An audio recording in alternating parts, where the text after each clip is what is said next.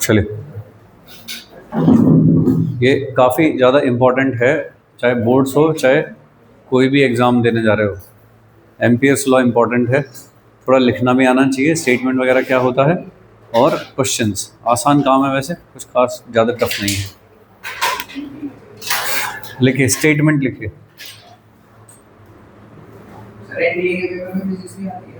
हाँ, इंग्लिश भी आती है, रीजनिंग भी आती है शायद। स्टेटमेंट फिजिक्स के भरोसे तो जाते थे हम, फिजिक्स के भरोसे तो जाते थे, हिंदी वाला।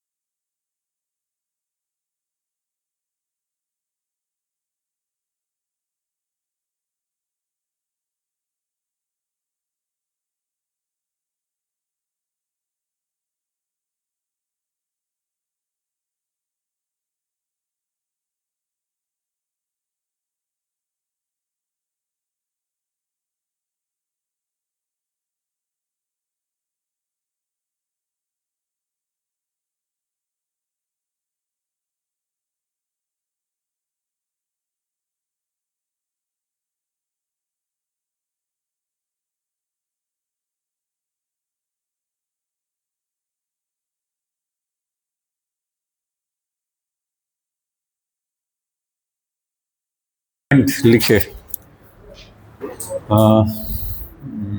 क्या होता है, लिखिए, द लाइन इंटीग्रल। जब टेस्ट में लिखने को बोलूँगा ना, तो ऐसे ही लिखना, अपनी मर्जी से बना के मत लिखना, ठीक है। The line integral of magnetic field around A closed path is equal to mu naught times the current enclosed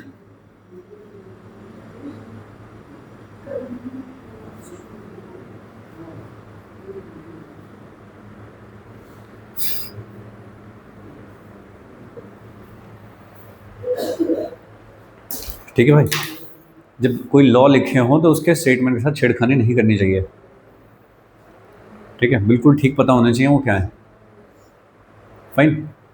तुम्हारे वर्ड फालतू फालतू के होते हैं, तुम चिपका देते हो, फिर कहते हो मैं तो सही लिख के आया था, काट दिया, गलत है, तो उसके साथ छेड़खानी नहीं होनी चाहिए। Line integral of magnetic field around a close path is equal to mu naught times the current enclose within the close path. Fine.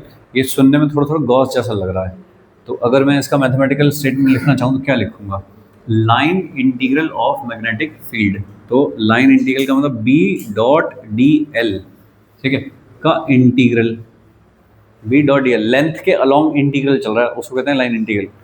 तो line integral of magnetic field, अब मुझे बोला around a close path, around a close path कैसे दिखाऊं? Circle लगाऊं यहाँ पे close path दिखाने के, जैसे गॉस लॉ पे क्लोज सरफेस दिखाने के लिए गोला लगा देता है इंटीग्रेशन पे, ऐसे कर दिया, इज इक्वल टू कितना है, म्यू नॉट टाइम्स, तो mu naught times the current enclose with in, तो आई एनक्लोज्ड, ऐसा बस ये लिखना होता है। ये है mathematical expression, integration B dot D L is equal to mu naught I enclosed. सही, बस ये है। फाइन, करना क्या होता है इसका, उस पर आते हैं। क्या हो जाता है इससे,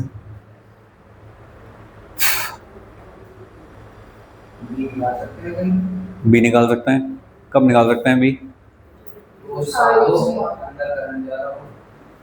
देखिए अभी मैं ऐसे ही करके वायर बनाऊंगा ऐसे, और उसके चारों तरफ तुम्हें क्लोज लूप दिखाऊंगा ऐसा, इस तरह का एक क्लोज पाथ है कि इससे मुझको बी डॉट डी एल बता दो कितना है, ठीक है क्या। तो ऐसे करके करंट जा रहा है, उसके ठीक बीच में से वायर पास हो गई। अब तुम्हें पता लग रहा है कि बीच में से पास हो गई है वायर, ये वायर मतलब ये लूप कैसा रहा होगा, ऐसा रहा होगा ना गोल, और वायर यहाँ से बीच में से पास हुई होगी, इसका मतलब ऐसा सारा लूप हो गया वाला। तो इस लूप से एनक्लोज हो गया है वाला करंट, ठीक है। तो यहाँ पे इस पूरे पाथ पे अगर मुझको कोई पूछे कि अपने को बी डॉट डी एल का इंटीग्रेशन बता दो कितना हुआ, तो तुम कहोगे म्यू नॉट एंड आई, ऐसा सही है, सिंपल। जैसा वो था उसका क्या मतलब है वो लिखा है, ठीक है जी। चलिए, अगर ऐसा होता, मान लीजिए कि अगर ये जो क्लोज पाथ आप ले रहे हो वो ऐसा नहीं है, ऐसा पाथ है क्लोज, बताइए तब क्या होगा B dot D L, same ही होगा, क्योंकि मुझे थोड़ी बोला था कि सर्कल है तो अलग होगा, स्क्वायर है, मुझको तो क्लोज पाथ चाहिए। तो ये जो तुमने बनाया है ये भी क्लोज पाथ है, तो होगा। तुमको रैंडम पाथ बना दो कि मैं तो ऐसा बनाता हूँ कि इससे बी डॉट डी एल कितना होगा, सेम ही होगा, सही है क्या, ऐसा। तो ये एक्सप्रेशन हो, आगे चलते हैं। ये है क्या, हाँ अभी आ रहा हूँ, ओले ओले। ये I1 है सपोज, ये वाला है I2, और क्लोज पाथ है ऐसे, इस तरह क्लोज पाथ है। अब बी डॉट डी एल लिखना है मुझको, यहाँ पे कैसे लिखूँगा बताओ, B dot D L over a close path is equal to क्या, net current enclosed within the path, ठीक है। कितना नेट करंट एनक्लोज है, तो अगर दोनों सेम डायरेक्शन में होते हैं, चलो मान लीजिए एक और बना दो, ये है I3, सही, ऐसा है, तो क्या लिखूँ बताओ यहाँ पे, net current enclosed within the loop. तो कुछ करंट तो ऊपर जा रहे हैं, कुछ करंट नीचे जा रहे हैं, तो भाई फिर साइन भी मैटर करेगा कि क्या। तो कुछ करंट ऊपर जा रहे हैं तो वो कैसे हो गए, पॉजिटिव होगा, ठीक है। जो नीचे वाले हैं उनको नेगेटिव लिख दिया, उल्टा भी कर सकते हो, तो उनको नीचे वालों को नेगेटिव, ऊपर को पॉजिटिव लिखो, लिख लो भाई, दिक्कत नहीं है। बट ये बताना पड़ेगा भाई कौन सा ऊपर कौन सा नीचे जा रहा है, ठीक है। तो ऐसे बना रहा हूँ फिगर, तो ज़्यादा अच्छा समझ नहीं आ रहा कि कौन सा अंदर से जा रहा है कौन सा बाहर से जा रहा है। तो नॉर्मली इस तरह का फिगर बनता है कि ऐसे करंट है, मान लीजिए 5 एम्पियर, ऐसे करंट हो गया कुछ 6 एम्पियर, एक करंट हो गया यहाँ पे 3 एम्पियर, फिर एक करंट हो गया यहाँ पे 2 एम्पियर, और कोई क्लोज पाथ बना है ऐसा। ये इससे पूछेगा इस वाले पाथ से बी डॉट डी एल बता दो, ठीक है। तो integration B dot D L is equal to mu naught times of क्या, बताओ भाई। ये 5 अंदर जा रहा है, तो अंदर जाने वाले को सपोज उसको नेगेटिव लेना है, तो इसको पॉजिटिव, ये वाला पॉजिटिव, ये वाला नेगेटिव, ऐसा। तो टोटल नीचे जाने वाले कितने हो गए 7, और ऊपर आने वाले कितने हो गए 9। तो 9 ऊपर आने वाला हो गया और -7 नीचे जाने वाला हो गया, तो कितना हो गया 2 म्यू नॉट, ऐसा करके हो गया भाई, ठीक है। ये हुआ बी डॉट डी एल कैसे निकालते हैं इसका, बोलो बात समझे क्या, फाइन। ये तो बेसिक है बिल्कुल, फाइन। इसमें थोड़ा ऊपर जाना है, कि थोड़े और भारी सवाल पूछे जाएं इसमें, तो कैसे होते हैं क्वेश्चंस, देखिए कि ऐसे है करंट, ठीक है, और एक लूप बना रहा हूँ मैं,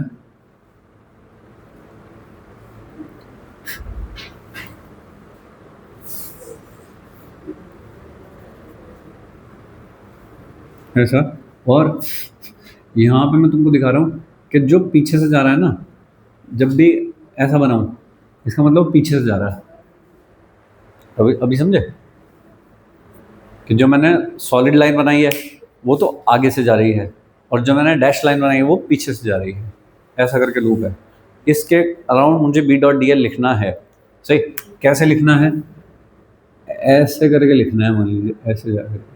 वहाँ तो बस वैल्यू चल रही थी, बस वैल्यू पूछी जा रही थी, वो समझ गए कि देसी सवाल जो है ऐसे करके है, इस तरह से करके है, करेक्ट। तो मुझे इसका बी डॉट डी एल लिखना है।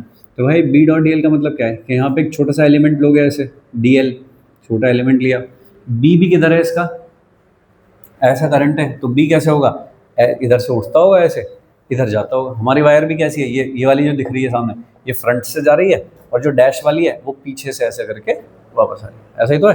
तो क्या बी और डी एल, जिधर आप चल रहे हो, आप कैसे चल रहे हो, आप ऐसे चल रहे हो ऐसे करके, और बी भी ऐसे ही है, ठीक है। तो जो डॉट लगा है यहाँ पे, ये इसको ओपन करोगे तो क्या, कॉस थीटा, तो एंगल कितना होगा डी एल और बी के बीच का, 0। तो जब मैं यहाँ पे integration B dot D L solve करूँगा तो वो बी डी एल हो जाएगा। अब वेक्टर नहीं लगा रहा, देखो सही है, मतलब मैंने यहाँ पे क्या कर लिया, cos theta is equal to 1, क्योंकि थीटा इज इक्वल टू 0 है पूरे पाथ पे, बात समझ रहे हो, इज इक्वल टू क्या, म्यू नॉट आई। सही, ठीक है, करा तो काम वही है जैसे इसके लिए कर रहा था, वही काम करा, लेकिन इस बार अब मैं एंगल के बारे में भी सोच रहा हूँ।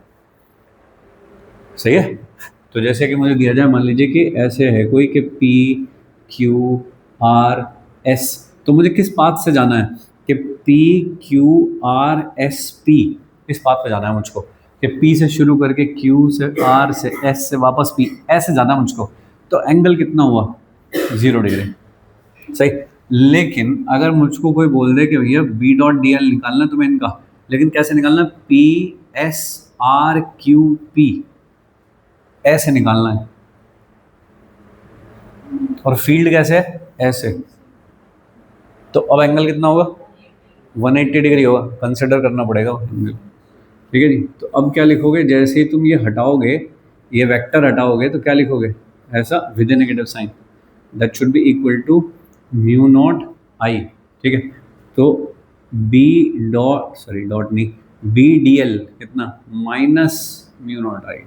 तो थोड़ा एक लेवल अप अगर कोई पूछना चाहे तो फिर पूछेगा प्लस माइनस बताओ इसके, ये तो समझ रहे हो, ठीक है। तो एक तो बेसिक काम है, ठीक है, नॉर्मली यही वाली चीज़ पूछी जाती है, ये मैंने बहुत ही कम कहीं पे देखा है पूछा जाता हुआ, ये वाली टाइप की चीज़, करेक्ट। ये समझो, पाथ समझो कैसे है, इसका मैग्नेटिक फील्ड का पाथ कैसे है, ऐसे है, तो उसके अलाउंड जा रहा हूँ तो प्लस लिख रहा हूँ, लेकिन उल्टा जाने को बोल दिया मुझे तो फिर माइनस लिख रहा हूँ, 180 लेना पड़ेगा मुझको, ठीक है। अब देखो ये चीज़ कहाँ पे यूज़ होगी, ऐसा है, ये करंट है I1, एक करंट है I2 नीचे चल रहा है, और ये वाला है I3, इस तरह का है, सही। अब मैं क्लोज पाथ बनाऊंगा, देखो कैसा, सॉलिड लाइन का मतलब सामने से गई, और डैश लाइन का मतलब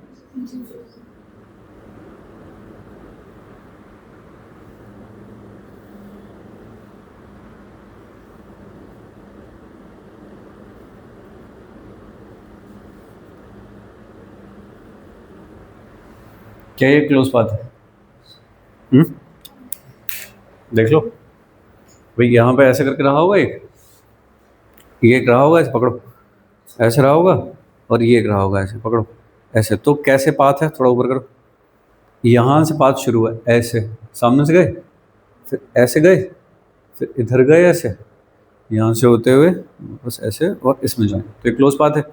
ये करंट जा रहा है ऊपर, ये करंट जा रहा है नीचे, ये करंट जा रहा है ऊपर, सही। अब मुझको कहा है कि इस वाले पाथ पे बता दो B dot D L, correct. तो मुझको पाथ दिया है कि किस पाथ पर मुझे चल के जाना है, तो मैंने जिसको दिया ऐसे 1 2 3 4 5 6 7 8 9 10, वापस ऐसे, तो मुझे कैसे जाना है, 1 2 3 4 5 6 7 8, फिर पीछे से होते हुए ऐसे वापस आके मिलना है, ठीक है। मुझको कहा है कि इस वाले क्लोज पाथ पे बी डॉट डी एल लिख दो, सही। कोई इतनी मेहनत कर रहा है सवाल बनाने में, तो ये इसका मतलब फिर साइन वाइन देखने पड़ेंगे।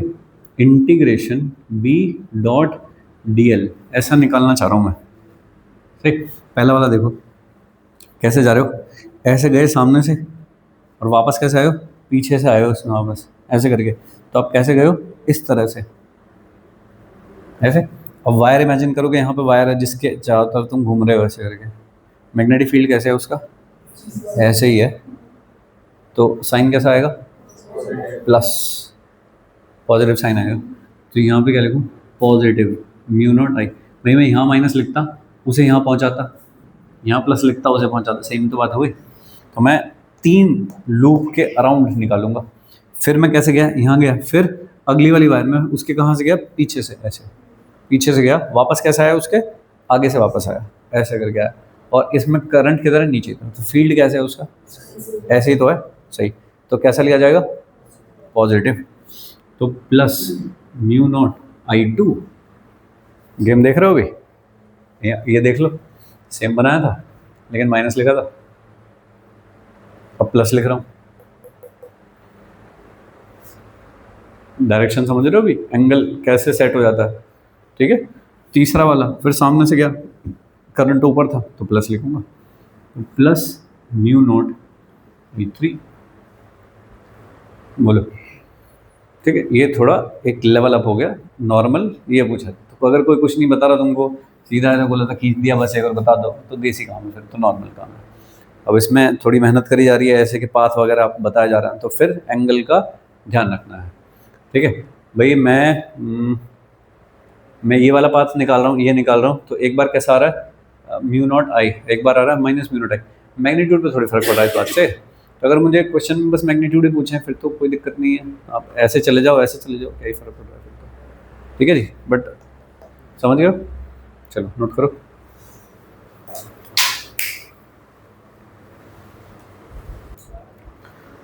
देखिए, ये एक तरीके से और लिखा जाता है एम्पियर्स लॉ, कि हम म्यू नॉट को यहाँ पे लिख देते हैं बी अपॉन म्यू नॉट, ऐसा, dot D L is equal to I enclosed, ऐसा करके लिख देता हूँ बस इसको।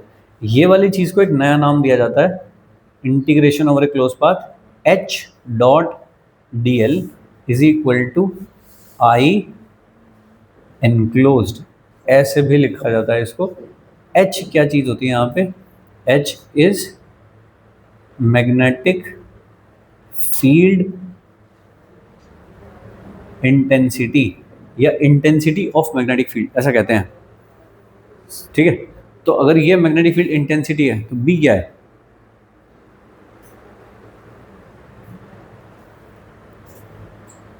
बी इज मैग्नेटिक फील्ड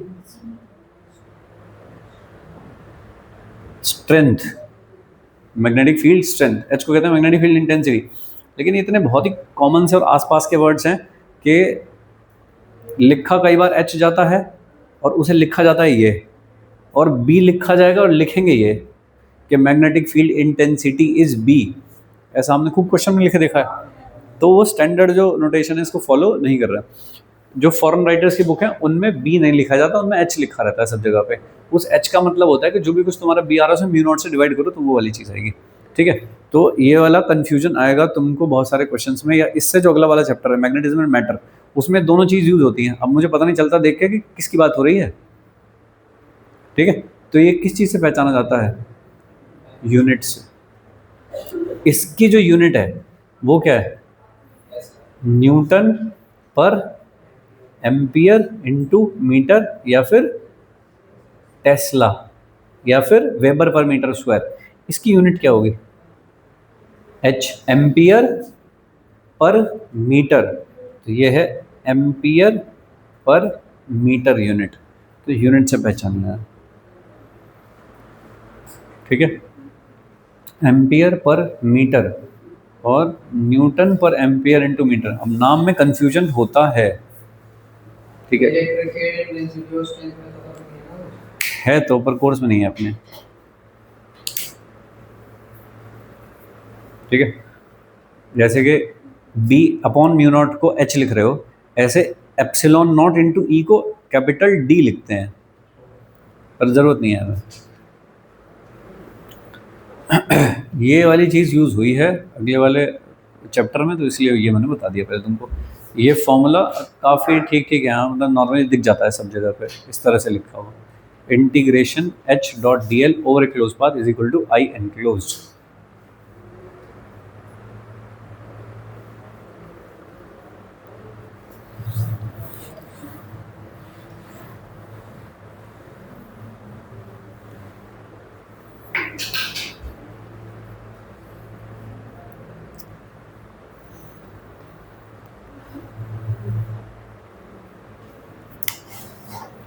ठीक है जी, जैसे गॉस लॉ लिखते थे कि गॉस लॉ किस काम आता है, इसी तरह से एम्पियर्स लॉ किस काम आ सकता है। Ampere's law is useful for the calculation of magnetic field due to current if the current distribution is symmetric with respect to the closed path। अगर क्लोज पाथ के रेस्पेक्ट में करंट डिस्ट्रीब्यूशन सिमेट्रिक है तो हम magnetic field निकाल सकते हैं। ठीक है, अदरवाइज मैग्नेटिक फील्ड नहीं निकाल सकते, फिर बी डॉट डी एल निकालने को बोला जाएगा तो बी डॉट डी एल निकालता हूँ फिर मैं। ठीक है जी, जैसे कि एक वायर है, मान लीजिए carrying current I, infinite wire है, और मुझको कहा जाए कि इससे आर डिस्टेंस पे पी पॉइंट पे मैग्नेटिक फील्ड निकाल दो, आता है अपने को कितना होता है मैग्नेटिक फील्ड? एक इनफाइनाइट वायर से आर डिस्टेंस पे मैग्नेटिक फील्ड कितना होता है? Mu naught I upon 2 pi R, ऐसा होता है। हमने कैसे निकाला था? छोटा सेक्शन लिया था पहले, अल्फा बीटा एंगल लिए थे, और उसके थ्रू पहले हमने सेक्शन के लिए निकाला था mu naught upon 4 pi R sine alpha plus sine beta, और फिर उन्होंने 90-90 किया एंगल को कि वायर बहुत बड़ी हो गई है, ऐसे करके किया था हमने, आसान तरीका। एम्पियर्स लॉ से लिखना है। इसके चारों तरफ जो मैग्नेटिक फील्ड होता है वो किस फॉर्म में होता है? सर्कुलेशन में होता है वो। तो मैं एक पाथ इसके अराउंड ऐसा इमेजिन करूं जो कि सर्कल फॉर्म में हो।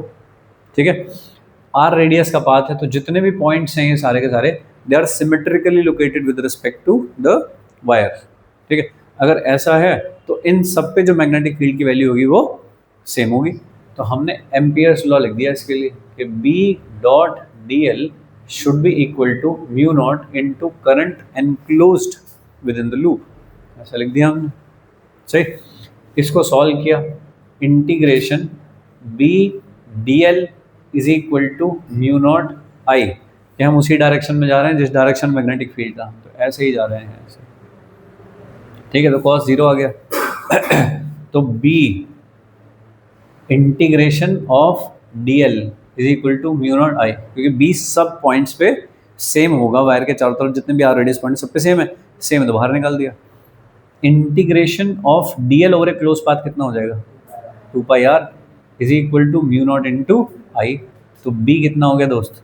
Mu naught I upon 2 pi R is B. ठीक, तुरंत आ रहा है इससे। ठीक है भाई, लेकिन तुम कहोगे इसे वायर सेक्शन का निकाल दो तो नहीं निकाल पाऊंगा। ठीक है, नोट करिए ऐसे, नहीं निकाल पाऊंगा। तो लिमिटेड है इसका जो यूज है।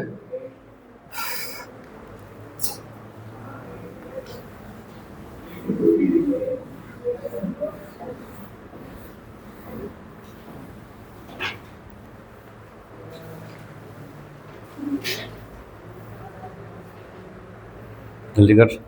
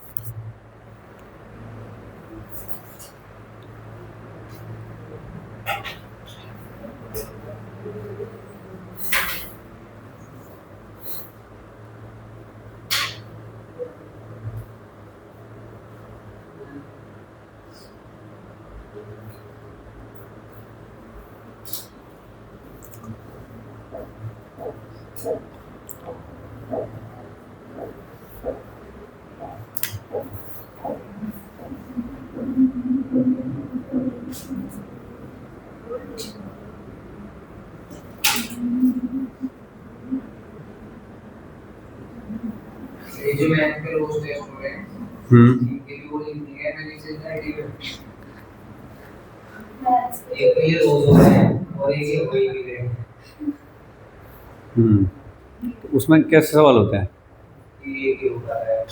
हाँ तो फिर वो तो अलग ही बात हो गई ना। हम्म वो क्या क्या लिखोगे जो एक ही हुआ? Due to a wire of radius magnetic field due to a wire of radius R giving uniform uniform current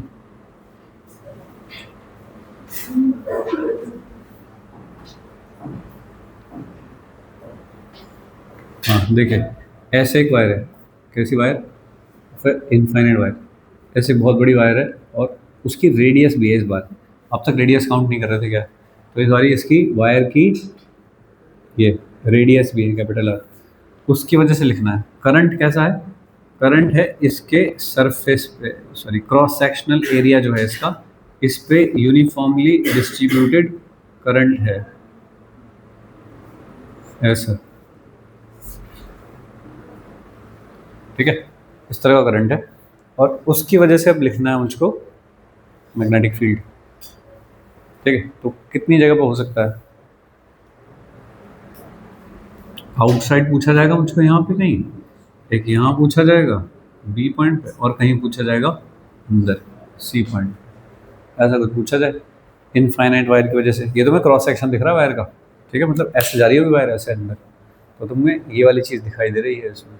उसमें सारा करंट मैंने कैसे दिखा रखा है? अंदर जाते हुए ऐसा, और जो करंट है वो यूनिफॉर्मली डिस्ट्रीब्यूटेड है पूरे क्रॉस सेक्शन पे, ठीक है? तो करंट जो है टोटल वो है सपोज आई, तो बताइए करंट डेंसिटी कितनी होगी? करंट डेंसिटी किससे दिखाते हैं? जे से, अपॉन 4 पाई आर स्क्वायर, ऐसा, ठीक है?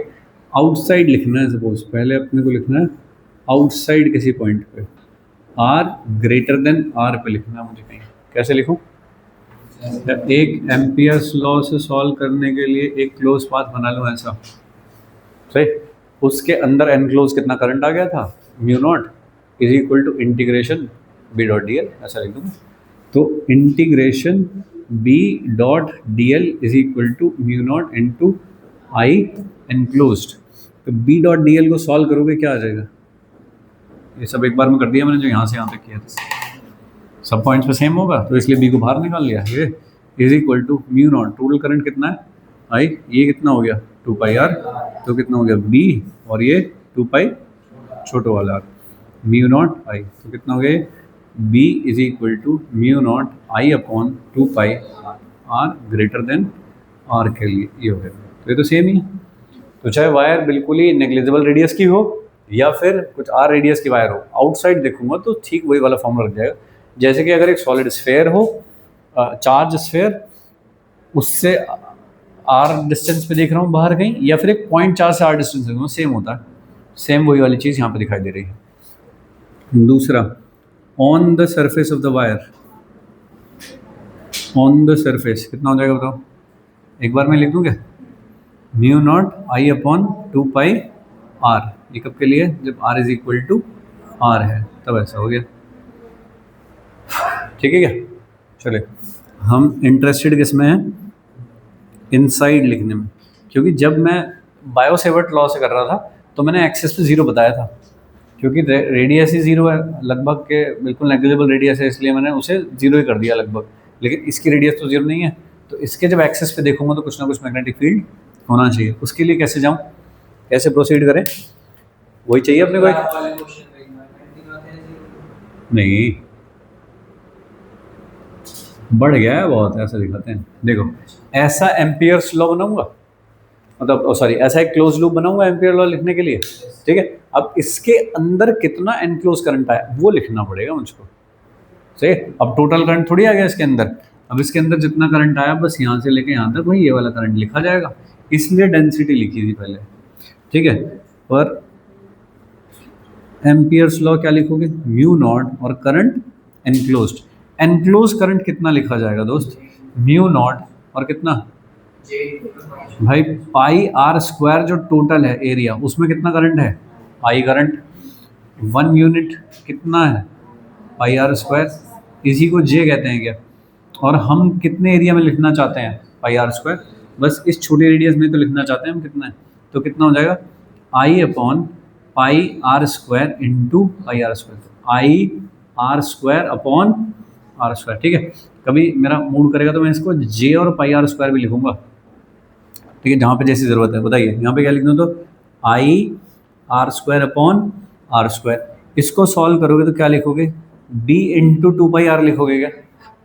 इंटीग्रेशन ऑफ डी एल और इंटू टू पाई आर, ऐसे करके लिख दूंगा। ठीक है, is equal to mu naught I R square upon R square. थोड़ा ठीक कर लो इसे। B is equal to mu naught I, एक आर कैंसिल हुआ तो आर बचा, अपॉन नीचे कौन है? Two pi R square. ऐसा है। कब के लिए वैलिड है ये? लेस देन आर के लिए, यानी कि अंदर लिखने के लिए फॉर्मूला ऐसा है। ठीक है, mu naught I R upon two pi R square. ठीक है, इसको देखो ध्यान से। I upon pi R square, ये क्या होता है? तो मैं इसे लिखूंगा mu naught J R upon two, अंदर के लिए mu naught J R upon two. ये है बी। उसे भी एक स्टेप और आगे जा करके कि अगर मुझे डायरेक्शन के साथ लिख, क्योंकि जो करंट डेंसिटी है वो वेक्टर क्वांटिटी है और आर इज रेडियस वेक्टर। तो अच्छा पहले बताओ, सी पॉइंट पे मैग्नेटिक फील्ड की डायरेक्शन किधर होगी?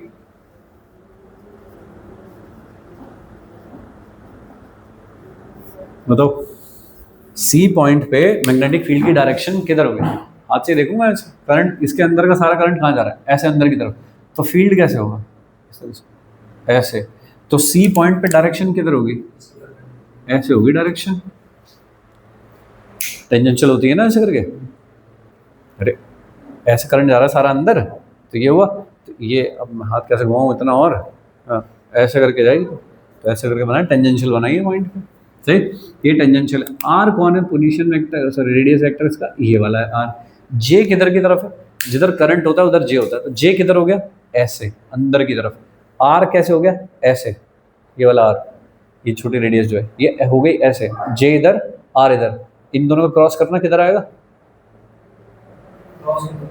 करो तो, वही वी की डायरेक्शन है। समझे क्या? तो अगर मैं वेक्टर में लिखना चाहता हूँ इस वाली चीज़ को, तो मैं क्या लिखूँ? Mu naught J cross R upon two. ये हो गया वेक्टर में। अगर ये फॉर्मूला लिखना जाए तो जिधर करंट होता है उधर होती है, इलेक्ट्रॉन के ऑपोजिट।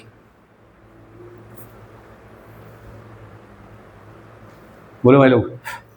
ठीक है, तो ये फॉर्मूला तो तुमको पता ही है, याद रहता है, ये याद हो ही जाएगा, कोई दिक्कत नहीं, क्योंकि आर की जगह आर ही लिखना है बस। और ये इनसाइड वाला तुमको याद रखना है। अब ये याद रख लो जाइए कि mu naught J R upon to. ऐसे लिखो, जे की वैल्यू कौन है लेकिन? आई अपॉन पाई आर स्क्वायर। तो आई अपॉन पाई आर स्क्वायर था यहाँ पे, उसको मैंने जे में डाल दिया सारे को मिला के, तो mu naught J R upon two. ठीक है, वेक्टर ध्यान रखना पड़ेगा।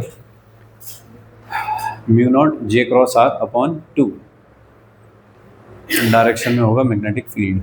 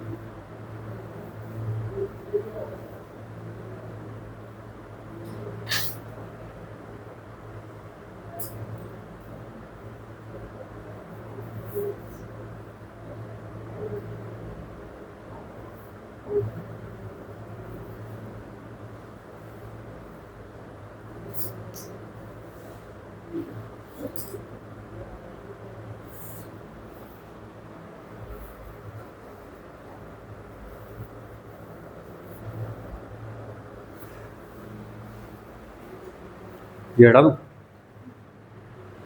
ये हटा देता हूँ।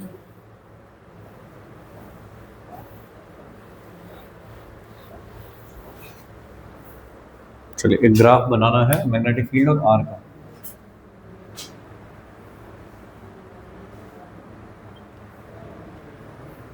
आर और मैग्नेटिक फील्ड का ग्राफ बनाना है भाई। अच्छा, अब देखो एक्सिस पे कितना होगा, मतलब यहाँ सेंटर पे कितना होगा मैग्नेटिक फील्ड। तो सेंटर का मतलब इनसाइड, इनसाइड हो तो ये वाला फॉर्मूला लगेगा। तो आर की वैल्यू कितनी हो गई, 0। That's why magnetic field on the axis of the wire is 0।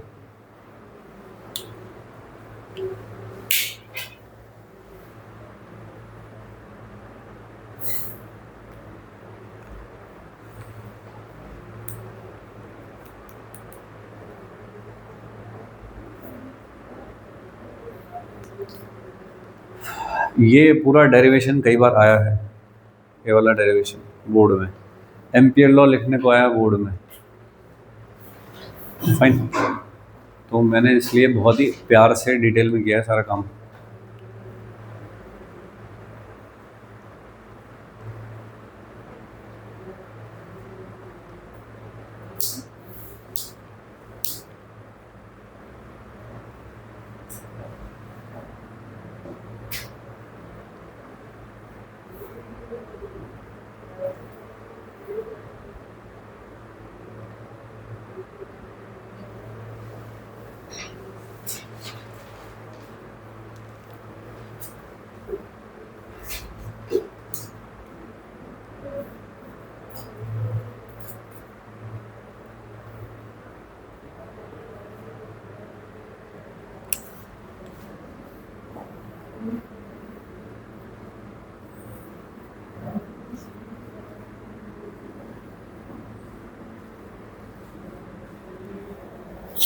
ये 3 फॉर्मूले हैं जिनसे ग्राफ बनाना है मुझको, ठीक है।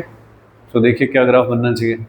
जब आप वायर के सरफेस तक पहुंचते हो, यानी कि आर तक, तब तक वेरिएशन कैसा है, जे कांस्टेंट है, mu naught constant, two constant, B proportional to R, तो it should be a straight line. तो ये होना चाहिए एक स्ट्रेट लाइन ऐसा। इस पे वैल्यू कितनी है, mu naught I upon 2 pi R, ठीक है। इसके बाद क्या होता है, इसके बाद कैसा दिख रहा है, B proportional to 1 upon R, ऐसा दिख रहा है। B proportional to 1 upon R क्या ग्राफ होता है, रेक्टेंगुलर हाइपरबोला। तो यहाँ से हो जाना चाहिए हाइपरबोलिक में डिक्रीज। तो ये वाला है B proportional to 1 upon R, और ये है बी प्रोपोर्शनल टू आर का ग्राफ, ठीक है। तो सबसे ज़्यादा मैग्नेटिक फील्ड होता है सरफेस पे, जैसे उससे बाहर जाओगे तो फिर कम होना शुरू हो जाएगा।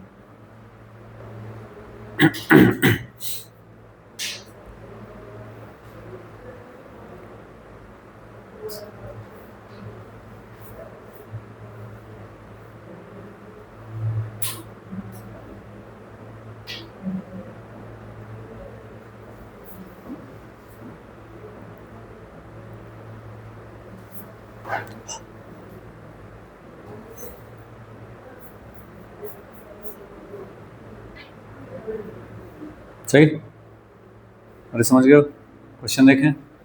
चलिए,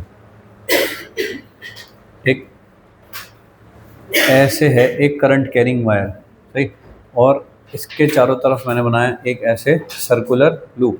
तो इस सर्कुलर लूप से B dot D L calculate करने को बोला है मुझे। तो कितना होगा वो, म्यू नॉट आई, ऐसा। लेकिन अगर मुझको बोला है कि हाफ से बता दो, बस हाफ का बता दो, तो कितना होगा, बी डॉट डी एल, इस बार क्लोज पाथ नहीं है तो सर्कल मत बनाना, इज इक्वल टू कितना होना चाहिए बताइए, म्यू नॉट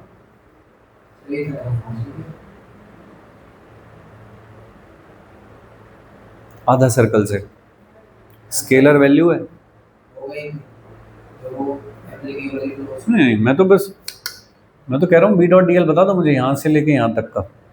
इसका मैग्नेटिक फील्ड कैसे होगा, इसका जो मैग्नेटिक फील्ड होगा इस तरह से होगा कि चारों तरफ इस तरह से होगा मैग्नेटिक फील्ड। और ठीक है, किस फैशन में हो गए, क्लॉकवाइज। और हमको कहा जा रहा है कि इस वाले पाथ पे यहाँ से लेके यहाँ तक बी डॉट डी एल बता दो मुझको कितना है। तो मैं जब यहाँ से चलूंगा ऐसे कंप्लीट पूरे पाथ पे कितना होता, म्यू नॉट इंटू आई। लेकिन हमको तो आधे पाथ पे जाने को बोला है बस, तो मैं यहाँ पे बी डॉट डी एल ये कैलकुलेट करता जा रहा हूँ और डी एल और बी ऐसा करके। तो मैं कितने पाथ तक गया, बस आधा। तो एल की वैल्यू 2πr यूज़ नहीं किया मैंने, हाफ यूज़ किया बस। तो कितना होना चाहिए, म्यू नॉट आई बाई 2। सही है। तो मुझको कहते हैं कि 1/4 का बता दो बस, कि इतनी वायर का बता दो बाई 4। स्केलर वैल्यू नंबर है तो ये एक, अरे नंबर ही तो पूछा जा रहा है मुझको, ठीक है क्या। ओके चलिए, ऐसे वायर है आई और ये पूछा है मुझको, यहाँ पे है एक ऐसे 60 डिग्री का एंगल सबटेंड कर रहा है ये, ऐसा है। कितना होगा, तो इससे मुझको पूछा है integration B D L is equal to कितना, तो टोटल कितना होता है, म्यू नॉट आई होता, पूरे पाथ पे कर रहा होता तो, ठीक है। वो टोटल का कितना पाथ है ये वाला, 1/6, पूरा 360 एंगल होता ना पूरा, उसका ये कितना है 1/6। तो क्या ये भी 1/6 हो जाएगा उसका, ठीक है। चलिए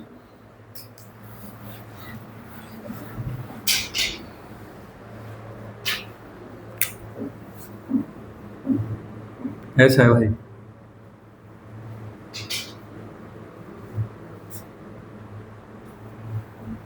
इस पाथ पे बोला मुझको, ए बी सी पाथ पे कहा गया है ना, इस पाथ पे बता दो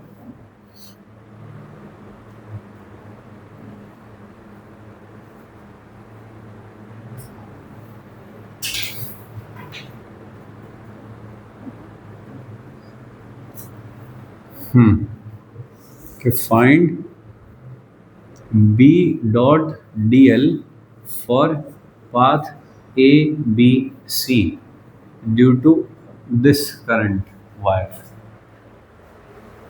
ऐसा है।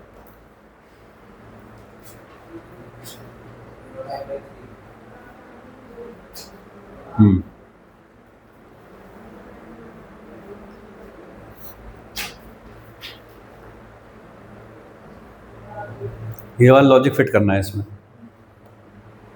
ठीक है। अब ये तो स्ट्रेट है, पाथ जो मुझे दे रखा है तो स्ट्रेट है, लेकिन मैं किसका जानता हूँ, मैं तो आर्क का जानता हूँ कि पूरे पे जो होता है वो म्यू नॉट आई होता है। तो मैं आर्क कितने डिग्री का एंगल है तो वो उतना बता पाता हूँ मैं तो बस, ठीक है जी। ये तो ऐसा नहीं है, तो क्या मैं ये इस पूरी वायर है उसका ये मिड पॉइंट है, उसके साथ ये वायर है, इसे रेडियस ट्रीट करते हुए एक पाथ डिजाइन कर लूं अपना खुद का, ऐसा, ठीक है। अगर ये कंप्लीट सर्कल होता तो ऐसे होता, लेकिन मुझे कंप्लीट बोला ही नहीं है, मुझको तो बस ये वाला बोला, ठीक है क्या। अब देखिए, अगर मैं निकालना चाहूँ बी डॉट डी एल किस बात के लिए, ए से बी, बी से सी और सी से ए, इधर से आते हुए ए बी सी ए इधर से आते हुए अगर मैं निकालना चाहूँ तो कितना आएगा बताओ।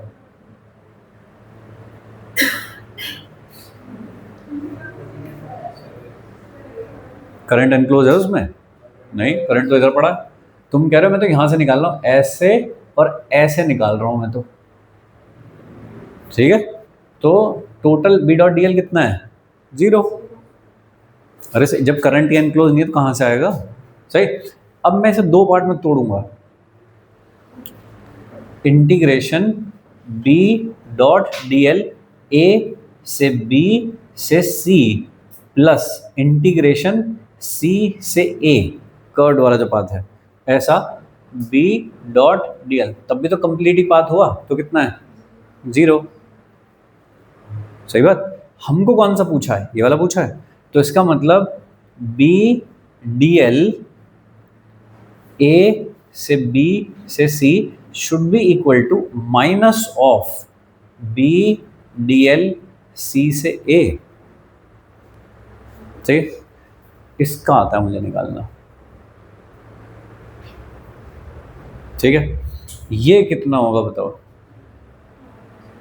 पूरा सर्कल अगर होता तो कितना होता? म्यू नॉट आई, लेकिन मैंने जो कंसिडर किया है वो कितना है पूरे सर्कल का?